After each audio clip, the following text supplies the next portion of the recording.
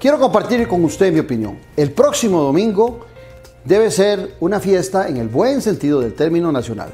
Hay que ir a votar. Tenemos una democracia que es la más sólida de América Latina, que sí tiene defectos como toda democracia, pero que en el fondo ha hecho de este país un país exitoso.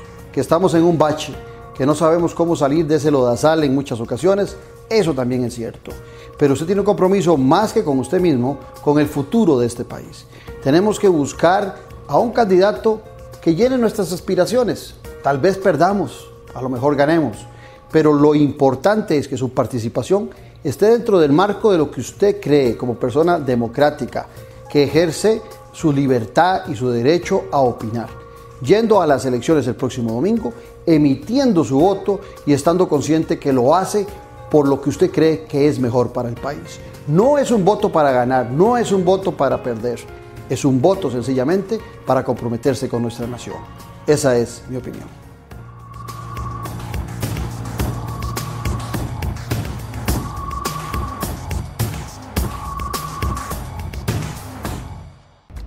Costa Rica es una democracia. Eso quiere decir que nosotros... ¡Sí! ¡Nosotros! Somos libres.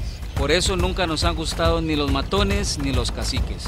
Y mucho menos los dictadores. Costa Rica merece un presidente que nos respete, que nos vuelva al camino del desarrollo y que nos ayude a encontrar nuevos puestos de trabajo. Costa Rica conmigo tendrá el respeto que nuestra democracia merece.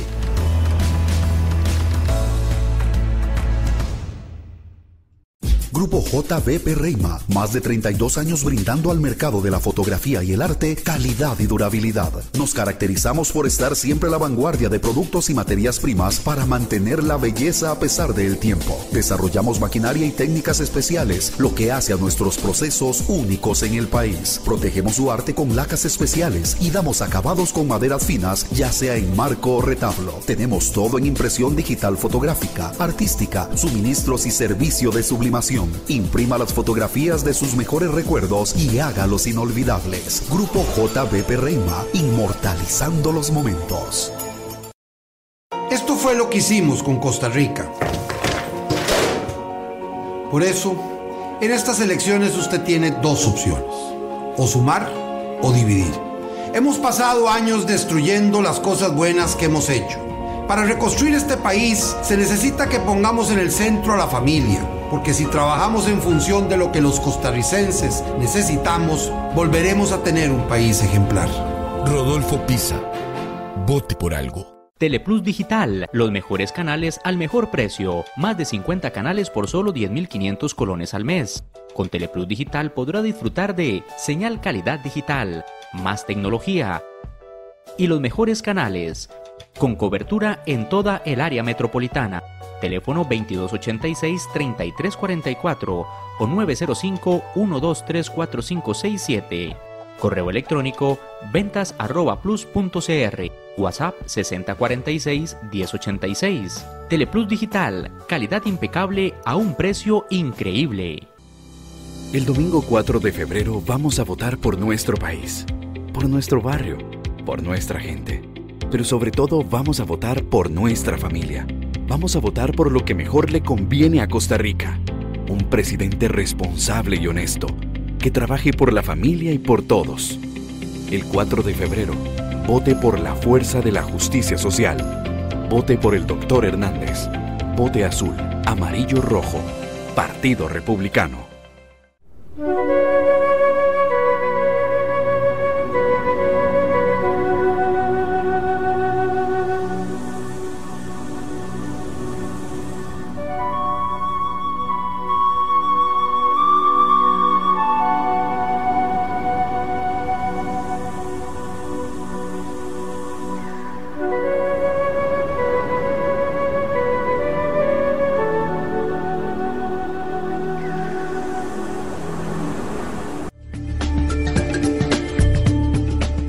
Estamos a días. El próximo domingo es la elección del 4 de febrero y para analizar lo que hemos vivido durante estos meses y lo que pueda pasar ese domingo, he invitado a tres distinguidos analistas políticos, a Pablo Barahona, a Ocean Castillo y a Gustavo Araya. Con ellos vamos a conversar sobre lo que ha sido la elección nacional y hacia dónde imaginamos que va el domingo próximo.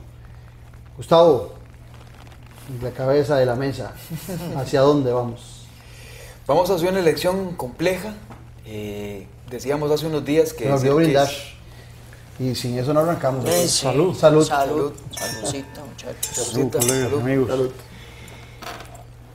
Una elección compleja. Hoy más que nunca por Costa Rica. De todas maneras siempre habíamos dicho que era típica, pero es que haciendo un recuento muy rápido el otro día, de hecho en Twitter lo puse, 98 crece el abstencionismo, 2002 primera vez una segunda ronda electoral, 2006 un casi empate por 18.000 votos aproximadamente, números más, números menos, 2010 primera vez que llega una mujer a la presidencia de la República, 2014 termina de romperse el bipartidismo y surge uno que ni siquiera era el candidato del margen de error. 2018, estamos a días de la elección nacional y todavía pareciera que la línea de salida de los diferentes competidores no es tan clara quién lleva la delantera como para decir que va ganando holgadamente, sino que podrían presentarse incluso sorpresas.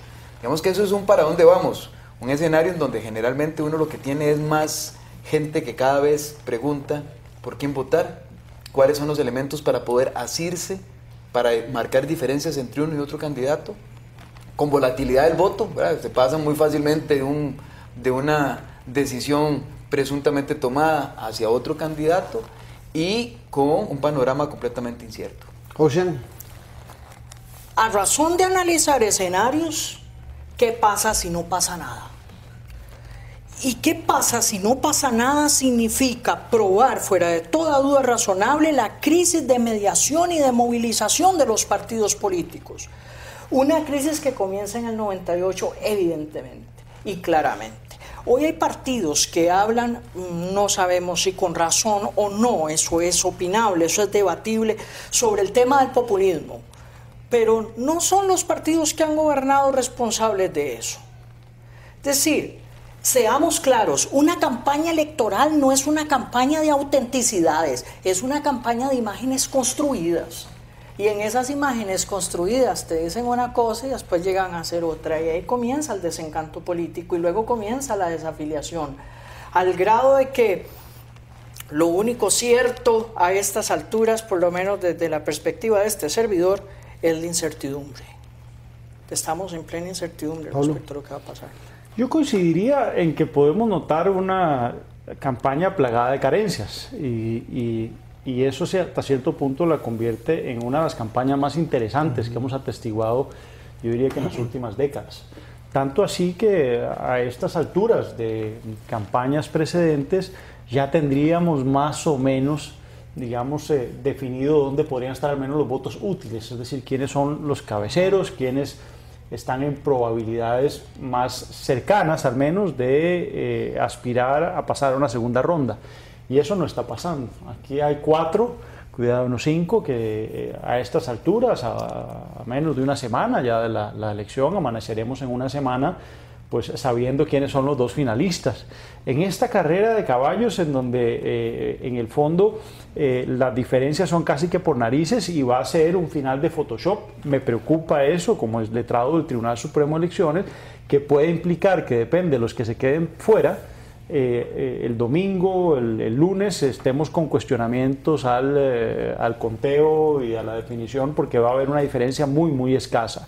Entonces eso me parece que puede cargar la mano de cara a una segunda ronda, y creo que no se trata solo de remarcar, digamos, las carencias, porque entonces podríamos caer en el San Benito. Me parece a mí que es una falacia desde el punto de vista politológico decir que no hay por quién votar. Y yo eso sí, quiero decirlo para los televidentes sobre todo, es todo lo contrario. No solo tenemos muchas candidaturas, sino de toda raigambre ideológica, incluso tenemos distinciones de género, de distintas generaciones, de distintas trayectorias políticas, con más energía o con menos, y ciertamente hay de dónde escoger. Yo no quisiera repetir, digamos, o caer en eso. Lo que pasa es que ciertamente sí ha habido, me parece a mí, una falta, una ausencia de estrategia. Coincido con Ocean sobre todo en que los comandos de campaña no han sido capaces de colocar a los candidatos en una posición de encantadores de Hamelin, y entonces el electorado no ha hecho ese link, digamos que es sobre todo emocional, coincido con ellos. Pero eso no es responsabilidad tanto de los candidatos, insisto, que a estas alturas de la campaña son más o menos como los santos en procesión de Semana Santa, los lleva en sus comandos de campaña. Ahí en ese tema. Decía Gustavo que hay una ruptura del bipartidismo y que termina siendo una atomización de partidos hoy, ¿verdad? Una gran cantidad. Pero hay una ruptura también que se da entre gobernantes y gobernados, entre ciudadanos y políticos. ¿No está dentro del marco de esa ruptura las dificultades de esos grupos de campaña de poder hacer clic con la gente, generar esperanza, generar ilusión? O sea, hay una ruptura que es reciente. ¿Cómo van a plantearse los partidos políticos nuestros y los estrategas nuestros, muchos venidos de afuera, que no conocen el ambiente, y partidos políticos, que lo he hablado en varias ocasiones con Gustavo, que son clubes electorales? Entonces, estamos ante un escenario que genera mucha desincertidumbre, que dice Ocean. Y yo quisiera también quitar un poco los mitos, un poco en la línea que hablaba Pablo, un poco desmitificar el asunto en términos de que efectivamente también tenemos desde hace bastante tiempo una lógica mediática que ha sido criticar la institucionalidad, lo político, la política y los políticos. Entonces, la política es una mala palabra en el campo. Claro, entonces efectivamente eso provoca una escisión. Y en todo el orbe hoy por hoy. De acuerdo, por eso, pero además han hecho esto una lógica, ¿verdad?, de reproducción de un sistema o de un antisistema, que después vienen y se sorprenden cuando aparece el candidato antisistema. Número uno. Número dos, tenemos también falencias, un poco, digamos, de un raquitismo de nutrientes de democracia en la ciudadanía, en donde eso es culpa también de un modelo de educación, de una también apatía deseada, ¿por qué no?, en algunos sectores sociales, en donde efectivamente, digamos, pareciera que la ciudadanía ni siquiera se interesa. Y efectivamente, además, sumémosle el hecho de que la clase política, especialmente los partidos como instituciones, le hemos estado pidiendo aquello que no son. Cuando hablamos de formación de cuadros dirigentes, cuando hablamos de canalización de demandas sociales, o cuando hablamos de tener constructos más o menos, ni siquiera estoy hablando de congresos ideológicos, no, más o menos alguna diferenciación de tipo programático, que pueda uno decir que hay una línea clara de que cada partido es en sí mismo una línea diferente con el siguiente, de lo que vemos es más bien todo lo contrario. Entonces le hemos estado pidiendo también a los partidos políticos aquellos que no son. Sin descartar algo que me parece que es tremendamente positivo, también si uno hace la lectura, y lo digo rápido para que Ocean recupere el micrófono. Ciertamente, también estamos ante un electorado más maduro. Es decir, un electorado que ya no se va por banderías, que tiene claro... o que lo está obligando el sistema a volverse maduro. No, pero que de alguna manera más reflexivo, obviamente que tiene información más a la mano, se ha develado, digamos, o transparentado mucho más la gestión pública por muchas razones que no viene al caso explicar, pero fundamentalmente por la tecnología y por nuevas formas de comunicación política. La política no es lo que era antes, pero aquí quiero sumar algo en donde me parece que lo que decía Gustavo es fundamental. Como hemos tornado la política una actividad de alto riesgo, la mejor gente no se quiere meter. Y además, los que sí son buenos políticos no quieren ver la política, o no quieren que se asuma que ellos ven la política como algo profesional. Es decir, de pronto, para ser un buen político y tener posibilidades políticas, digamos, de rentabilidad política, que llamo yo, o sea, de ser electo en un puesto, digamos, relevante, uno tiene que jurarse outsider. No, yo soy un abogado, yo soy un empresario, pero después político. Y eso es malo, porque eso implica que tenemos gente que primero pierde la vergüenza política porque no está viendo más allá de este puestito que tiene, o que se ganó en el Conflex, ¿verdad?, dejando su pensión ahí en suspenso e ir a asumir el puesto. Si sale bien mi ministerio no importa porque yo ya no tengo más carrera. Pero lo que quiero decir, implica también una falta de profesionalización de la política a nivel de cuadros estratégicos. A nosotros, que nos interesa la comunicación política, que la seguimos de cerca, que la hemos estudiado, nos damos cuenta que los comandos de campaña están leyendo, Claudio, lo que decías, en los códigos de antaño de la política. Es decir, si uno se da cuenta, hay muy mala lectura, pero además casi nula proyectiva. Y uno lo ve, por ejemplo, en los debates. Se cuida a los candidatos en lo que yo llamo, y con esto cierro, se cuida a los candidatos al punto de que se piensa que todavía es una originalidad la estrategia que yo llamo Luis Guillermo Solís, que es pasar por la sombra, que nadie los vea, no polemizar en debates, tratar de no tocar temas importantes. Así está jugando y entonces ahí Pisa. está quedando en Rodolfo Pisa está jugando, y no suben, ¿verdad? Quedan con un techo muy bajo. Yo lo que quiero decir es que respecto a este tema que planteaba Gustavo sobre la erosión de la institucionalidad democrática, evidencia hay de sobra sobre esa erosión. Inclusive esta campaña electoral es de varios antes y después. Antes y después del cementazo. Antes y después del pronunciamiento de la Corte Interamericana de los Derechos Humanos. Queda aquí en la palestra. ¿Vendrá algún otro antes y después que pueda hacer mover? Porque la volatilidad electoral es tan amplia, ¿no? que uno no sabe si vendrá un antes o vendrá un antes y un después de un evento que pueda movilizar al electorado en un cambio de los criterios de intención de voto. Eso por un lado. Y por el otro lado, seamos claros. La responsabilidad del desencanto político en Costa Rica se debe a que en este país se le quitó el contenido social a la democracia.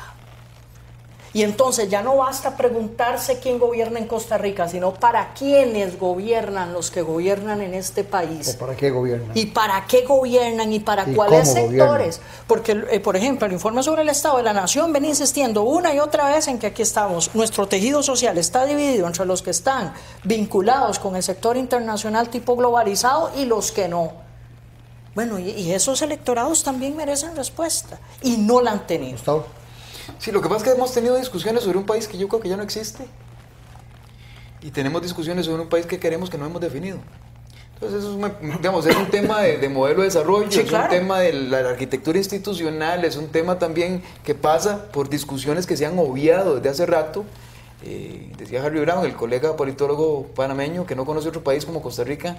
Yo sé que es una alegoría dramática, ¿verdad?, para ponerle acento, pero de que haya pasado tanto tiempo sin discutir el tipo de país que queremos. Entonces, sí, efectivamente, desde las luchas del Combo, desde el TLC, desde la elección, bueno, antes que eso, la elección 2006, ¿verdad?, el TLC, y lo seguimos sufriendo, digamos, esas fracturas que son, digamos, de orden estructural, que efectivamente tienen, además, otras implicaciones y tienen otra sintomatología, pero que pasan necesariamente por volver a la política o a las discusiones de política, temas absolutamente coyunturales. El otro día compartíamos, Pablo y yo, precisamente ese tema, ¿verdad?, de cómo, efectivamente, o sea, como un tema sobre derechos humanos, que ni siquiera debería ser opinable, el tema de derechos humanos, que nos convoca a todos, no solamente a minorías, y se pone en tela de juicio y es un tema debatible y ha levantado este semejante polvorín cuando no debería ser un tema de campaña. ¿Dónde están los otros temas? ¿A dónde están los temas de carácter estructural? ¿Dónde está el tema de la distribución del ingreso? ¿Dónde está el tema de los motores? Y me refiero a varios que tienen que despegar la economía nacional. ¿Dónde está el tema del déficit fiscal? Etcétera, etcétera, etcétera. Y pasando incluso por el modelo en esa educativo. Temática, cuando uno empieza a pensar en esa temática, también se ve obligado a hacer una gran crítica al ciudadano. El ciudadano es un ciudadano desinformado, que empieza a preocuparse después de que pasan las fiestas de Navidad, que viene elección en enero, y empieza a buscar a gente como nosotros para preguntarle cómo son los planes de gobierno, qué sería la mejor opción, por quién voto. Entonces tenemos un ciudadano también altamente irresponsable, un ciudadano que no tiene un compromiso sobre una democracia en la cual con constancia se vanagloria del país que tiene, pero en el plano de información está totalmente ayuno, y eso hace también que entonces el proceso electoral se vuelva un proceso de mercadeo político, de vender cualquier producto, en donde los candidatos poco piensan, porque el ciudadano es mentiroso, el ciudadano dice que ninguno da ideas, es que ninguno desarrolla ideas. Repite esos lugares sí, comunes, y repite eso no como una promoción de lo que debe ser el proceso, sino como una autodefensa. ¿Verdad? Claro. De que por eso es que yo no estoy diciendo, es que ninguno da ideas. Y por lo general, Claudio, porque lo escuchó por ahí, no ni siquiera porque tiene conocimiento de causa y porque está siguiendo la política de cerca. Claro, y entonces efectivamente las campañas se desarrollan por comandos, ¿verdad?, que efectivamente tienen falencias de carácter estructural, serias, ¿verdad?, profundas. Cuya gran carta de presentación es tener la confianza del candidato. Con humildad, le pido su voto para elegir entre todos el gobierno que anhelamos. Vamos a recuperar la confianza de la gente, trabajando con eficiencia y transparencia. Seremos un gobierno que escucha, abierto y respetuoso con todos, Vamos a construir un país de oportunidades y progreso, de la mano de un gobierno comprometido con la justicia social. El 4 de febrero, vote por el Dr. Hernández. Partido Republicano.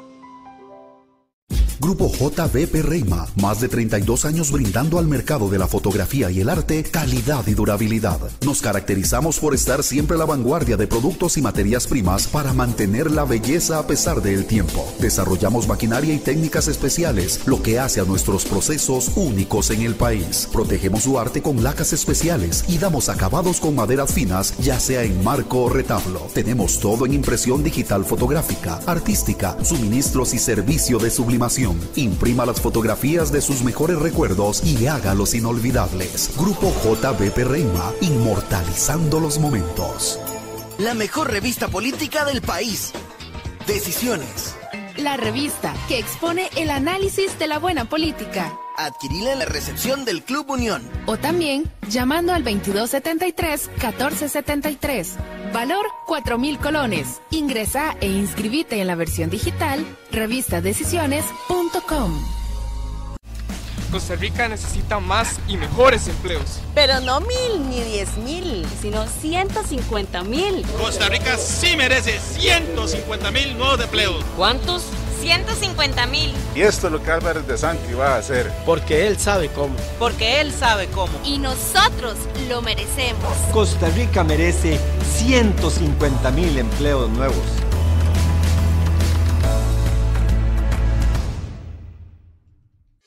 Club Unión, distinción y elegancia desde 1923. Ofrece almuerzos o cenas empresariales con la mejor atención, acompañados de un ambiente lleno de elegancia. Además, contamos con 6 salones, un restaurante, un bar, el lobby principal y otros espacios que se ajustan a tus necesidades.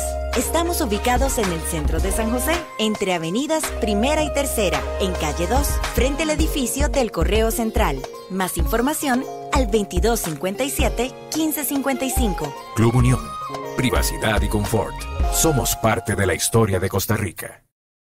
Esto fue lo que hicimos con Costa Rica. Por eso, en estas elecciones usted tiene 2 opciones: o sumar o dividir. Hemos pasado años destruyendo las cosas buenas que hemos hecho. Para reconstruir este país se necesita que pongamos en el centro a la familia, porque si trabajamos en función de lo que los costarricenses necesitamos, volveremos a tener un país ejemplar. Rodolfo Pisa, vote por algo.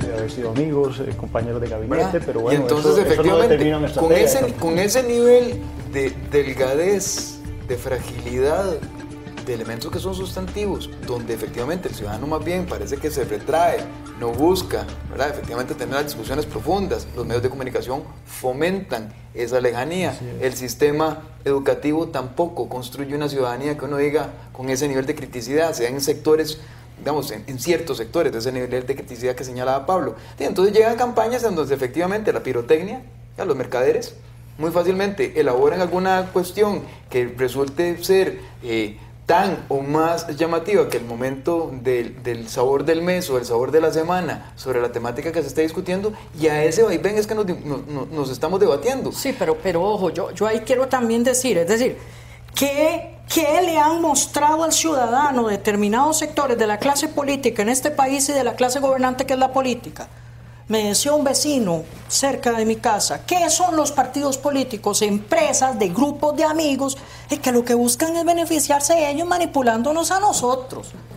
Y frente a ¿cómo pretendemos un voto informado, un ciudadano informado cuando un ciudadano tiene una opinión así? O sea, ¿para qué me voy a informar de la política? ¿Para qué me voy a informar de los políticos? Si lo que son grupos de gente que anda buscando de dónde, comillas, pegarse para vivir como un modus vivendi. No, eso es cosa de ellos. Yo tengo que sobrevivir porque independientemente de quién gobierne, a mí nadie me va a resolver las cosas. Muchos sectores del electorado piensan así. Ocean, y cuando uno se da cuenta, lo medimos en los tiempos del TLC de la Universidad de Costa Rica, una encuesta muy cara que pagó la rectoría sobre cómo se informa el costarricense. Esa era la pregunta que hacíamos en ese estudio. y dio lo mismo que le dio ahora al estudio que hizo sobre esa pregunta Canara, que es el costarricense se informa a través de la televisión entre un 85 y un 90%, es decir, es ahí, es esa caja mágica de resonancia a la que le está dando enorme credibilidad. No que no utilice otras herramientas, pero cuando busca información política a donde cree y a donde se fija, porque claro, viene la información más procesada, es en la televisión, y sin embargo vemos, nosotros que seguimos este tema y lo estudiamos, que donde hay menos información fiable, donde hay más superficialidad es precisamente en la televisión, y donde usan para abonar. No solo los partidos políticos se mueven a partir de intereses, y de intereses muy gremializados y escondidos, sino también esas herramientas, esas instituciones como los medios de comunicación colectiva, que también tienen agendas, que tienen anclajes en un país tan pequeño con los mismos partidos políticos. Pero yo quiero problematizar todavía más esto, porque aquí hay un dato cultural. No todo es culpa de los políticos, es decir, yo quiero seguir defendiendo, porque el costarricense ha aprendido, oigan, un poco el buen ejemplo del vecino, a sentirse bien consigo mismo sintiéndose mal con la política. Es decir, la culpa de mi desgracia las tiene ese, que es un poco lo que hacemos también a nuestro subdesarrollo, es culpa de los españoles, culpa de los gringos, pero no culpa de nuestra propia chambonada, de nuestra propia mediocridad. Y creo que tampoco podemos caer nosotros en replicar, digamos, ese sentido que me parece a mí un poco paternalista, y que es el costarricense viéndose al ombligo como si fuéramos, ahora dicen, potencia mundial. Entonces yo quiero sí agregar que tenemos un reflejo, Gustavo, muy fregado, que es el reflejo cultural de una sociedad que es muy serruchapizo, muy autodestructiva, y sobre todo que nos gustan solo los palanganeos y los puntos medios, es decir, las personalidades altisonantes que se compran las broncas para ver esos temas, pero es curioso, quedan muy expatriadas o muy ladeadas. Veamos dónde terminó Oscar Arias después de poner todo su capital político en algo que creía. Yo lo he oído en familias y en grupos de gente, cuando el ciudadano de repente dice, no, aquí lo que hace falta es un carajo que domine, que tenga poder, que sea autoritario. El hombre fuerte. Yo eso lo he oído de muchos ciudadanos que a la vez hablan de la democracia. La mejor prueba de eso es quién se coloca, fue Juan Diego Castro, quien se colocó como puntero de hace varios meses en encuestas, sin entrar, digamos, en una dinámica discursiva, yo diría ni siquiera real, sino muy ficticia. Uno la ve que es muy teatral, muy fingida, muy aprendida, pero sin ningún fondo y profundidad. Y se ha acentuado más ese pedimento ciudadano de un líder fuerte a partir de un gobierno que ha sido caracterizado, cuando uno repasa la lectura de los ciudadanos, ha sido caracterizado por la pendejera, por el navegante de agua dulce, en que se ha erigido Luis Guillermo Solís en un gobierno del que se esperaba mucho, no solo por el capital político, 1.300.000 votos, sino porque lo que prometieron fue un cambio radical, no fue un cambio cosmético, desde la fundación del propio partido. Lo único que digo con esto es que quizá en esta campaña, como en ninguna, eso que estás diciendo, Claudio, de pedir, digamos, un liderazgo que sí se comprometa en temas, estaba presente, y sin embargo hemos visto todo lo contrario en todas las campañas. Gustavo, todo el mundo está navegando sin comprometerse en los temas. Dos cosas. La primera es que efectivamente los puntos medios, ¿verdad? Las píldoras doradas para que efectivamente no le entremos a los temas. Bueno, esto pasa también por Asamblea Legislativa, en donde encontramos que efectivamente los temas que deberían discutirse tienen que dirimirse desde fuera. Y por la ciudadanía, que es el reflejo de eso, ¿no? ¿Verdad? Entonces, fertilización in vitro. No fuimos capaces de resolverlo internamente. Exactamente. ¿Verdad? Entonces, se va afuera. Matrimonio igualitario. No fuimos capaces también. Viene de afuera. Entonces, viene un shock externo. Perfecto. Entonces, nos gusta el que alguien venga y nos lo imponga, pero viene y nos lo impone y no nos gusta. Entonces, y además, uno de los grandes temores por ejemplo, con la candidatura de Juan Diego Castro, que se erigió como ese Mesías, ¿verdad?, fuerte y tal, es precisamente que vaya a hacer algo con la institucionalidad. Entonces, ese doble discurso, esa doble moral política que tenemos también, ¿verdad?, hay que tomarla en consideración, porque le echamos la culpa a los políticos, pero no nos preocupamos, y en eso que decías precisamente me llama la atención, porque es muy fácil echarle la culpa a los políticos. ¿Cuáles son los políticos que son noticia? Los que hacen mal. Generalmente la noticia mala es la noticia sobre política, la noticia es la noticia que se difunde. Los logros, ya he dicho por una directora de un medio en este país, digo, ¿quiere que le resalte los logros? Pague entonces relaciones públicas, porque no es mi deber como medio. No, perdone, sí es su deber como medio balancear la información. Sí es su deber como medio en esos gobiernos que han tenido. Los gobiernos no son ni absolutamente malos ni absolutamente buenos. Son hechos por seres humanos y entonces tienen que tener algo de un balance. La veracidad está en el justo punto medio, ¿verdad? Exactamente. Bueno, pero entonces es en el justo punto medio, pero al ciudadano le cuesta encontrar el justo punto medio en medio de los puntos medios. No sé si me explico. Es decir, a ver, Y quiero retomar algo que tocabas, Pablo. En efecto, por eso la pregunta no es solo quién gobierna Costa Rica, sino para quién se gobierna. Las líneas editoriales de los medios de comunicación aquí juegan un papel fundamental. Juegan un papel fundamental a la hora de plantear. Sí, por supuesto. Con la diferencia de que hay países en los que hay medios de comunicación que se decantan por un partido político o por un candidato y lo dicen claramente. Sí, porque aquí es evidente que el periódico La Nación, por ejemplo, tiene su candidato aquí en el país. Sí, por supuesto. ¿Verdad? Y lo ha defendido y llegará con él hasta el domingo, pero no se atreve a decirlo. Exacto. Lo que pasa es que también dentro de nuestra forma, ¿verdad?, de nuestras culturas políticas, son varias, ¿verdad?, de nuestras culturas políticas, efectivamente, si un medio se defiende... Y es Antonio Álvarez, para que no digan que yo no quise decirlo tampoco, es Antonio Álvarez. Aquí está vedado que se haga. Pero también Juan Diego Castro es una construcción de Teletica Canal 7, digamos, es su abogado, claro. ¿verdad? Y le han pagado, digo, no sé si es parte del contrato, lo digo como abogado también que litigó durante mucho tiempo, pero no es parte del contrato, pero le han pagado también con pautas, es decir, eso... Pero entonces diríamos que Fabricio es de Pretel. Bueno, terminaríamos ubicándolo a todos. Yo creo que son coyunturas diferentes. La televisión es una coyuntura muy diferente. O sea, la exposición que pueda tener alguien mediáticamente por su carácter profesional, que le pasó a José María Villalta siendo diputado, que el Canal 7 también lo levantó, y no es por una cuestión ideológica que creo que lo haya levantado. O sea, creo que hay gente que por su potencial puede permear algunos medios de comunicación y hacerse visible. Pero lo que está planteando Ushan es diferente. Son medios de comunicación que tienen un candidato. Exacto. Bueno, pero yo quería nada más, agregar lo que dice Ushan, con un dilema... Sí, pero que lo digan. Pero que lo digan. Pero estamos en presencia de un dilema de prisionero muy fregado. Porque vean ustedes que no hay posibilidad de construir esa nueva Costa Rica, ni siquiera ponernos de acuerdo, si no se buscan alianzas. Si no se reparte el poder, es decir, ya no hay un partido que va a llegar con un mandato suficiente, ni que tenga tampoco el recurso humano político para poder anclar, digamos, a los sectores y que los dejen mover temas tan pesados como una reforma fiscal integral, como los anclajes en materia de empleo, en materia de seguridad, etcétera. Ni qué decir el matrimonio homosexual, que no matrimonio igualitario, que es un eufemismo para llamar, nosotros somos en matrimonio heterosexual, y por otro lado, sin que eso sea peyorativo, es matrimonio homosexual, para decir las palabras como son. Yo quiero plantear aquí que ciertamente esos consensos para lograr alianzas políticas que le permitan a un presidente movilizar no solo a los sectores, sino a la opinión pública hacia un consenso, son muy difíciles. Y vean ustedes que con números tan cerrados de cara a una segunda ronda, no se están golpeando entre ellos, posiblemente porque se van a necesitar en la segunda ronda. Es decir, no pueden diferenciarse mucho, porque para diferenciarse hay que golpearse, hay que rozarse la carrocería en estas últimas semanas, que es decíamos, de cierre de Photoshop. Eso es muy fregado porque los electores están diciendo, pero muévase, es una bofetada de realidad, actívese, demuéstreme que usted es el líder, pero no lo puede hacer porque se abre heridas muy profundas.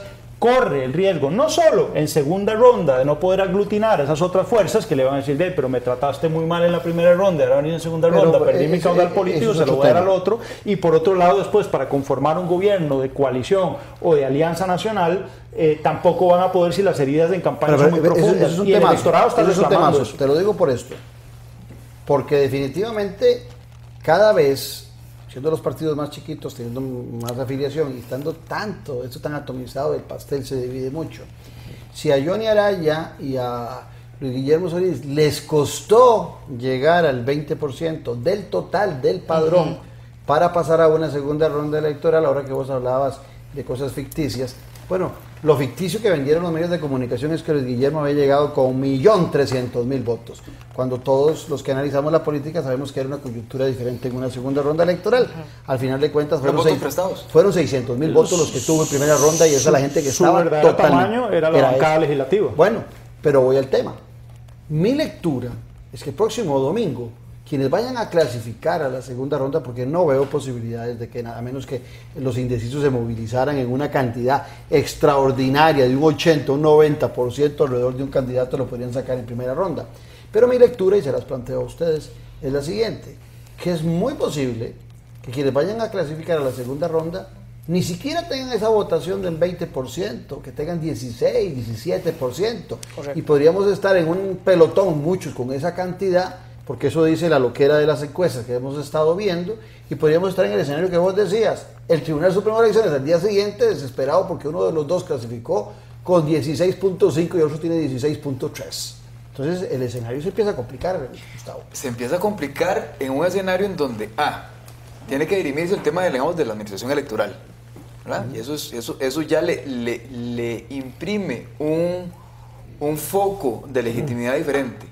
Además de que llegar con un 16, un 15, no le da la legitimidad suficiente a nivel de padrón total para impulsar cosas, entonces lo pone en una dinámica efectivamente de diálogo.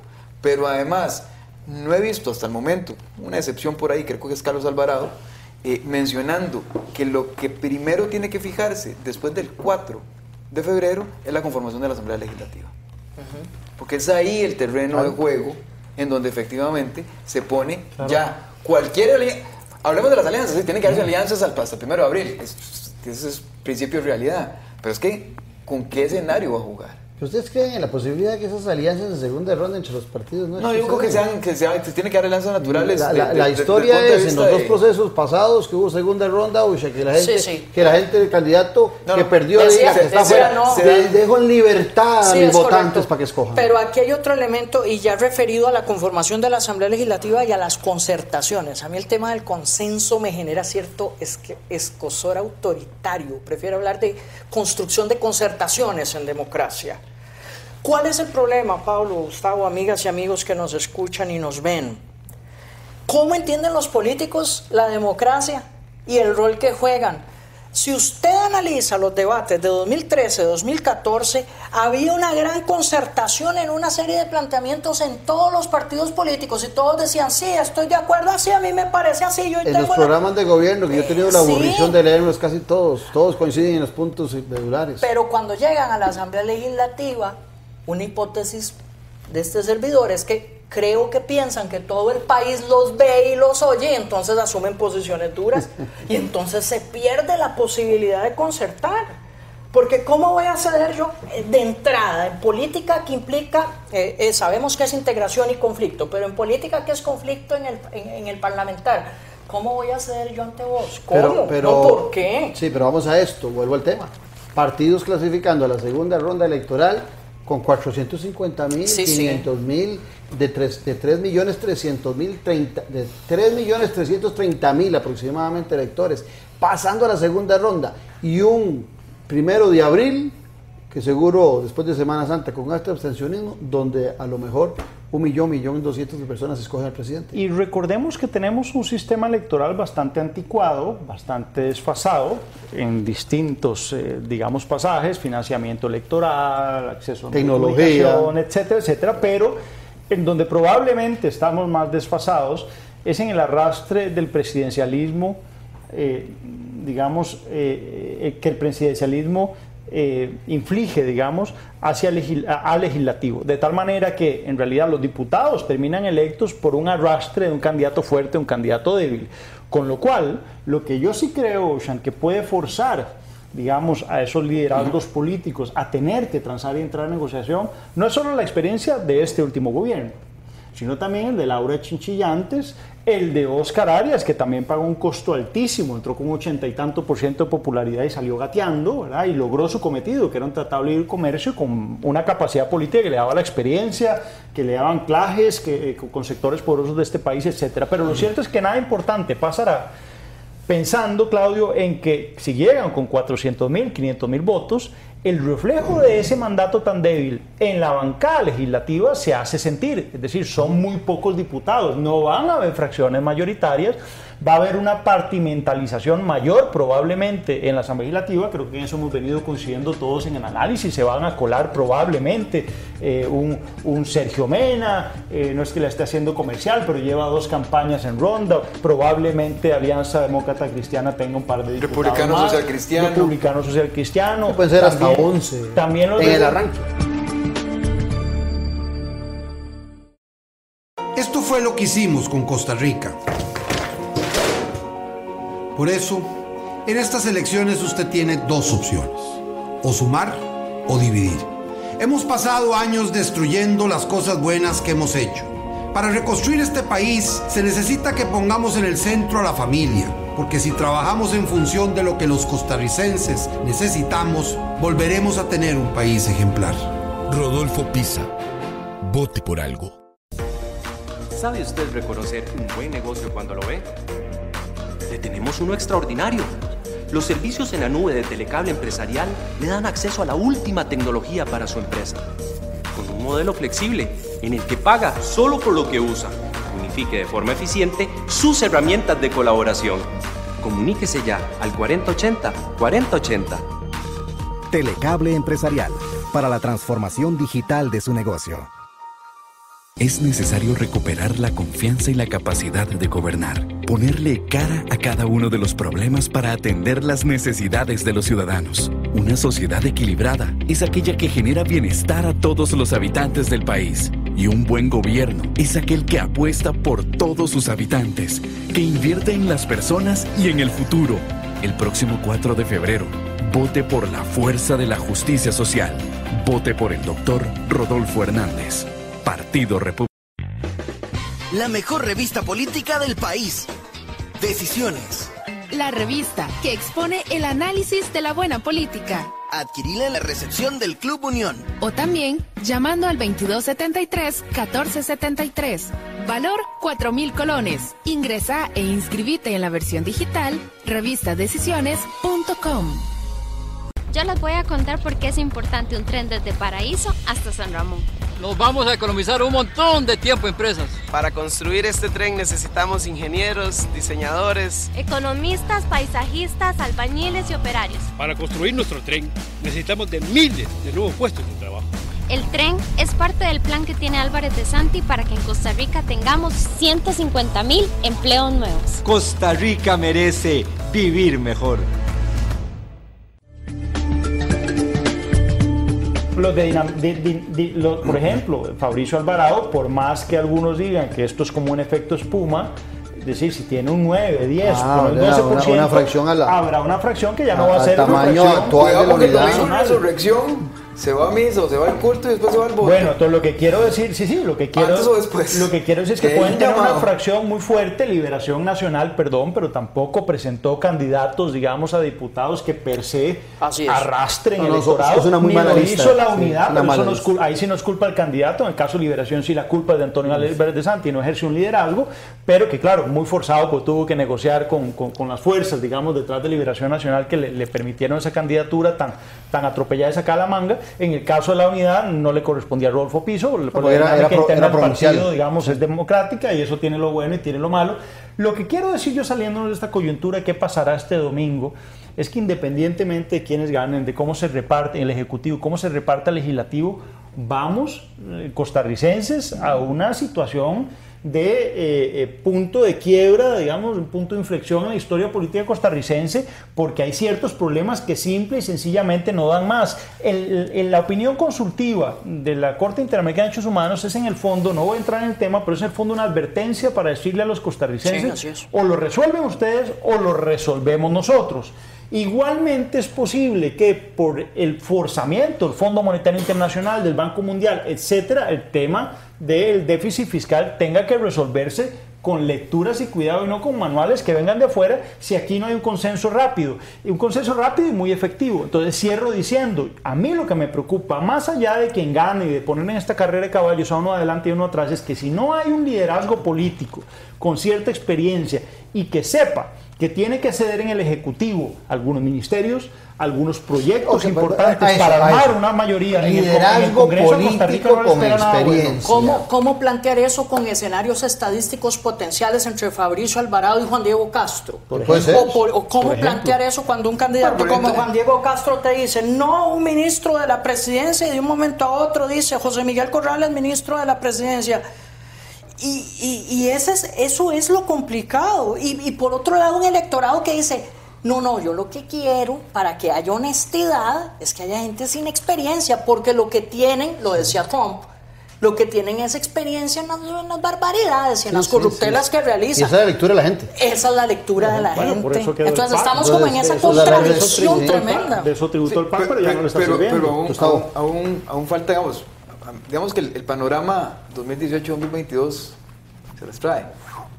Yo digo que es de las elecciones más lindas que yo he vivido. Sí, pero digamos, Dice que el es muy panorama aburrida, no 2022 comparte esa opinión. es que si no pasan esas cosas que estamos hablando, de entendimiento, consenso, diálogo, como quieras llamarle, hay que sentarse a la mesa y saber que cada uno tiene una partecita y que ahora no son las cámaras empresariales las que tenían el poder como lo tenían antes, ni son los grupos gremiales, ni son los sindicatos, no. Hay que sentarnos como país a empezar a pensar precisamente en esa discusión. ¿Qué país tenemos? ¿Qué país queremos? ¿Verdad? Y efectivamente, si eso no sucede en estos 4 años, que es como ya el último chance, 2022, a mí no me preocupa la amenaza de un dictador, ¿verdad? O de un hombre fuerte, no, me preocupa precisamente la amenaza que pueda constituirse en un, ahora sí, variopinto escenario, en donde ya cada uno de los partidos es muchísimo más pequeño y ya la posibilidad de emergencia de otros tipos de liderazgos completamente desfasados de la realidad, porque el problema no es lo que prometen en el sentido estricto de la palabra, es que don Juan Diego Castro tiene, por ejemplo, en el tema de infraestructura, que va a quitar del CONAVI y del COSEBI las juntas directivas para suprimirlas y va a poner un gerente. Suena lindísimo. Un tema de verticalidad para que las cosas funcionen y tal. Eso pasa por una ley. Y eso necesita 38 votos en la Asamblea Legislativa. Entonces, para cuando sea posible, ya un motivo no va a estar en el poder. Bueno, ese es el gran tema que yo he planteado cuando he invitado a todos los candidatos acá. Dígame usted cómo va a gobernar con los instrumentos que tiene de vuelo. Y con el poder que se cree que todos tiene el hablan, presidente. pues coger los programas de gobierno y algunos hablan de la transformación del Parlamento, del reglamento, de la reforma del Estado. Y me da la impresión que piensan que se van a quedar 20 años. Sí. Y no se dan cuenta que son Claudio, 4 años y que tienen que gobernar con sus instrumentos. Y voy a hacer algo que hizo Pablo hace un momentito. Comparemos este gobierno en movilización social versus el gobierno anterior. No podemos decir que en este gobierno ha estado igual. ¿Verdad? Ha hecho su trabajo. No sabemos cómo, pero está claro que efectivamente la movilización social bajó y sensiblemente. Sí, bien por ellos. Ok, quitemos el elemento del tiempo. Pues vámonos con otro gobierno. ¿Sucederá lo mismo? ¿Tendrá la misma capacidad de muñequeo? Da la impresión, ¿verdad? que no. Da la impresión que no. ¿verdad? Y aquí hay otra trampa en materia de construcción de puentes y de concertaciones, que es una de las trampas clásicas en cultura política costarricense, que es la trampa de construir la agenda. Aquí se nos van 4 años construyendo la agenda. Y cuando ya la tienen, ya se tiene que ir. Pero ¿cómo, teniendo un país sobrediagnosticado como el costarricense, como elementos de cultura política, seguimos sosteniendo esa realidad? Entonces, hay como una especie de círculo vicioso, o algunos dirán de círculo virtuoso, porque podría decirse, no, este es el momento de romper con todo esto y sí decantarse por un hombre, una mujer fuerte, ahora o en 4 años, y ver qué sucede. Pero la agenda del 2018, yo concuerdo con vos, la agenda no es sencilla. Y lo que va a suceder, y concuerdo con Pablo, es que aquí, casi seguro, con la cultura política nuestra, esperemos la condenatoria en materia de matrimonio homosexual. Vamos a esperar una condenatoria. Sé que Pablo maneja muy bien ese tema. Vamos a llevar al país a eso. O vamos a llevar al país a eso. En No, materia de Ocean, déficit y fiscal perdón, igual. Ocean, te agrego un elemento más grave porque el programa no es sobre la CIDH, pero hay 2 críticas importantes que hacer porque han implicado un parteaguas en la campaña y no lo podemos dejar pasar en esta Así recta es. final. Una, el pésimo timing de la Comisión Interamericana de Derechos Humanos, podríamos suponer que es casual, que cae en medio de la campaña, 3 semanas de la campaña, cuando en realidad la fecha de la opinión consultiva es de noviembre. Pero igual del timing de Blooming, ¿verdad? Para decir que los bonos de Costa Rica se cayeron porque Fabricio Báez primero, y que hay un candidato que estaba generando mucha seguridad en el Estado. El tema financiero lo lee muy poca gente y digamos que ahí sí uno podría pensar de compadre hablado con ciertos sectores y demás, pero la Corte Interamericana tiene que hacer esas lecturas políticas, tenía que hacer esa lectura para buscar un momento de notificación que implicaba nada más posponerlo 3 semanas y que además, perdón, incendiaba la causa. Incendiaba la causa. De acuerdo, pero eso es pensar muy Cartago, algo que lo que hizo el Tribunal Supremo de Elecciones, de decir que bueno, vamos a dejar que pase el momento electoral para no perdonar. Yo creo que Costa Rica está muy a la usanza dejar que el asunto... O esperemos el informe del cementazo después de que las elecciones. Digo, hay que tomarlo ya. No, Gustavo, pero es que hay un efecto político que es imperdonable tratándose de un ente internacional, porque vino a actuar, o sea, se vino a meter en medio de la mejenga política y los números de Fabricio Alvarado son resultados. Pero ético guardarlo. Sí, pero lo que dijo la Corte no es... Vamos a ver. Sí, pero la opinión consultiva la hace Costa Rica, pero es para todo el continente. Exacto. No es para Costa Rica. Claro, pero ¿por qué la sacan en medio de la campaña política? Alimenta la mala fe. Y lo más importante alimenta la mala fe, perdona, Pablo, porque alimenta tu tesis. Una condena mucho más grave que es la de por doble instancia, en donde van a salir narcotraficantes, van a salir corruptos de la cárcel por una condena al Estado de Costa Rica, por una pésima representación a nivel interamericano que se le asignó a este gobierno a puros técnicos para que fueran ellos los que fijaran el derrotero para defender al Estado. Y eso va a ser tremendo. Y cuidado ahí el tema de eliminar, denunciar el pacto de San José, sí puede tener un efecto electoral y político importante. Elecciones que es el domingo. Un poco en esa lógica. Hay un alimento hacia la mala fe en esos antes y después del cementazo, antes y después del pronunciamiento de la Corte, antes y después de lo que pueda venir después de este programa. En esta semana. Exactamente. Entonces, ¿qué es lo que se alimenta? La mala fe. Mala fe que inclusive es alimentada por medios de comunicación. Sí, esto es compadre hablado. De nuevo. Le dicen a uno, ¿verdad? Sí, bueno, esto es compadre hablado. Pero eso, vamos a ver, tenés dos caminos para hacer. O seguimos en lo mismo, o efectivamente la clase política en este país, los sectores dirigentes, los medios de comunicación y demás, empiezan a ver más allá de su ombligo, más allá de la nariz. Y empiezan a decir, ¿qué tipo de país queremos? ¿Realmente queremos pasar en esta zozobra todo el tiempo que no sabemos quién va a quedar y si que va a quedar es un populista que no nos gusta a todos los que estamos aquí? ¿Vamos a tener que enseñarlo como el muñeco para que quede otro? ¿Vamos a seguir en ese jueguito? ¿O vamos efectivamente a poner los puntos sobre las IES y empezar a tener discusiones de fondo sobre los temas que tienen que darse? O empezar a vender que todos los candidatos dan miedo. Uno da miedo porque es así, el otro da miedo porque es religioso, el otro da miedo porque por esto, y todo es alrededor del miedo. Exacto. Entonces, no tenemos una cultura, digamos, o se está fomentando una cultura, porque yo no creo que exista una cultura, pero digamos, se está fomentando una cultura efectivamente política que es nociva. ¿Verdad? Si a eso le sumamos que no tengamos las discusiones. Un minuto, nos vamos.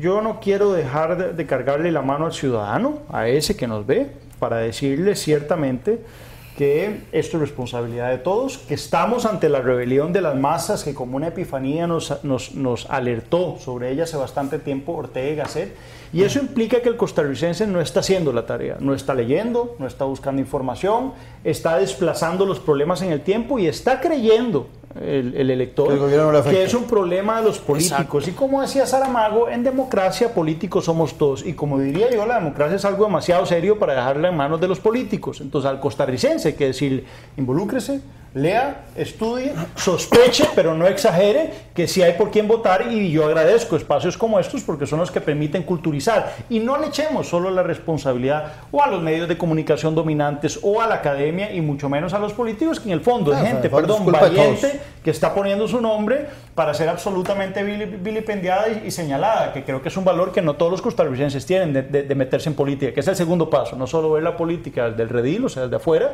todos siempre son bonitos de afuera, sino que hay que involucrarse en la política comunal. Hay candidatos que postulan a la presidencia que yo no sé si son valientes o son irresponsables. Ciertamente así es. Nuestra política y nuestra clase política es reflejo de importantes sectores sociales. Creo que tenemos que comenzar a reflexionar en una verdadera transformación social para elevar el nivel de la política y de lo político en este país. Y eso transita por un tema que va más allá de este programa. Eso va más allá de la racionalidad y de la intelectualidad, porque el ejercicio de voto es altamente emocional o prácticamente emocional. Tenemos que comenzar a pensar en una transformación espiritual del colectivo costarricense para que esto cambie, porque a como veo yo la cosa, no veo variantes, Gustavo. Yo diría como Claudio, estamos entretenidos, porque efectivamente, digamos, por más oscuro que uno lo vea, ¿verdad? Nunca es más oscuro que cuando va a amanecer. Y entonces yo diría que definitivamente estamos en una discusión interesante.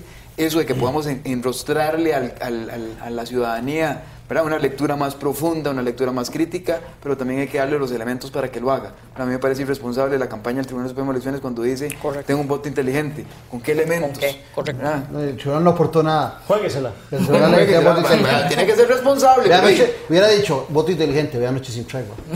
Pero ni eso. Política con P mayúsculo. ¿Verdad? Porque faltan elementos desde la formación de la ciudadanía en escuelas y colegios y más allá en otras organizaciones, en donde también está en el fútbol calle, está en la iglesia, está en otra arquitectura institucional que también es relevante. En la Academia Superior también, que debe ser guía, digamos, y parangón, luce en auspicio, dice el escudo de la UCR, y ciertamente ese ejercicio de liderazgo político desde la academia, político, imparcial, pero político al fin, no lo tenemos en la Academia Superior, y antes se tenía.